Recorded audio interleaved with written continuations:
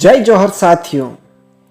वैसे तो भारत देश का इतिहास कई वीर योद्धाओं, वीरांगनाओं और क्रांतिकारियों की शौर्य गाथाओं से भरा पड़ा है, जिन्होंने साहूकारों, जमींदारों, अंग्रेजों और राजाओं द्वारा किए जा रहे अन्याय के खिलाफ आवाज़ उठाई और इन बड़े वर्ग के लोगों द्वारा किए जा रहे अन्याय का पूरी हिम्मत से सामना किया। ऐसे ही एक वीर योद्धा जिनका नाम कोमराम भीम है।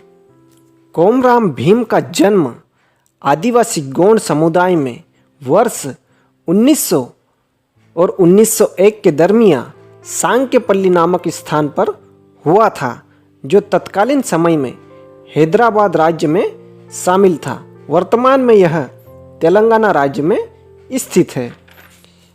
इनका परिवार जंगलों में ही निवास करता था। वह वहीं पर खेती और किसानी का कार्य करते थे, यानी वह पूर्ण रूप से जंगलों पर ही निर्भर थे।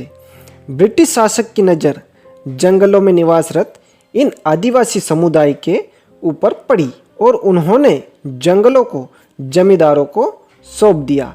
जमींदार लोग इन भोले भाले आदिवासियों से जंगलों में रहने व खेती करने के एवज में कर वसूलने लग गए, जिससे जमींदारों और इस आदिवासी समुदाय के मध्य विवाद की स्थिति पैदा होने लग गई।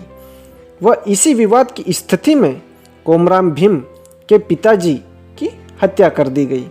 कोमराम भीम के पिता की मृत्यु के बाद कोमराम भीम अपने पूरे परिवार को लेकर करीमनगर के जमींदार लक्ष्मण राव के यहाँ आकर रहने लग गया। वह उसकी बंजर भूमि पर खेती कार्य करने लग गया, लेकिन यहाँ भी कर वसूलने वालों ने कोमराम को परेशान करके रख दिया। एक दिन कर वसूलने आए निजाम शासक के अधिकारी व कोमराम भीम के मध्य कर नहीं देने पर विवाद हो गया। वह इस विवाद में भीम के हाथों निजाम शासक के अधिकारी की हत्या हो गई। कोमराम भीम वहाँ से भागकर चंद्रपुर नामक स्थान पर पहुँचा, जहाँ उसकी मुलाकात विठोबा नामक व्यक्ति से हुई। विठोबा एक प्रिंटिंग प्रेस चलाने का काम करता था। विठोबा से भीम की अच्छी दोस्ती हो गई। वह विठोबा ने भीम को हिंदी, उर्दू व अंग्रेजी भाषा सिखाने में सहयोग किया।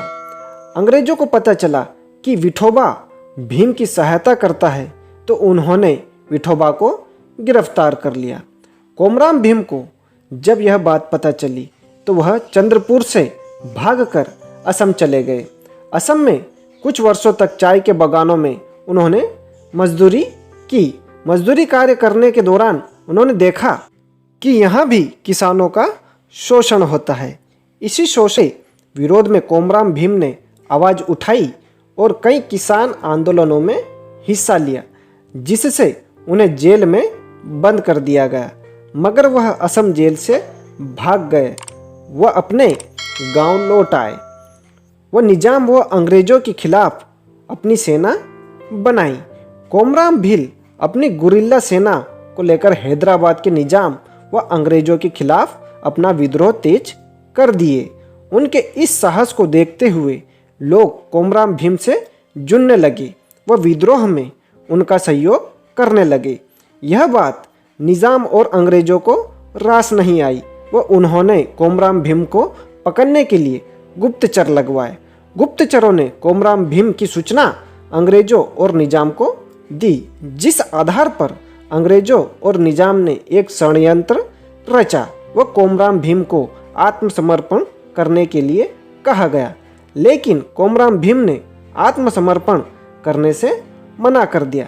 इसी बीच अक्टूबर 1940 के मध्य वीर क्रांतिकारी कोमराम भीम शहीद हो गए। कोमराम भीम ने ही जल, जंगल और जमीन का नारा दिया था।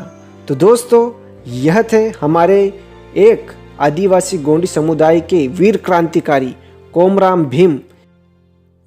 दोस्तों, हमने यह जानकारी अखबारों और इंटरनेट के माध्यम से ली है। अगर आपको हमारी यह जानकारी अच्छी लगी हो तो आप हमारे इस वीडियो को लाइक कीजिए, शेयर कीजिए और हमारे आदिवासी हलचल यूट्यूब चैनल को सब्सक्राइब कीजिए। धन्यवाद दोस्तों।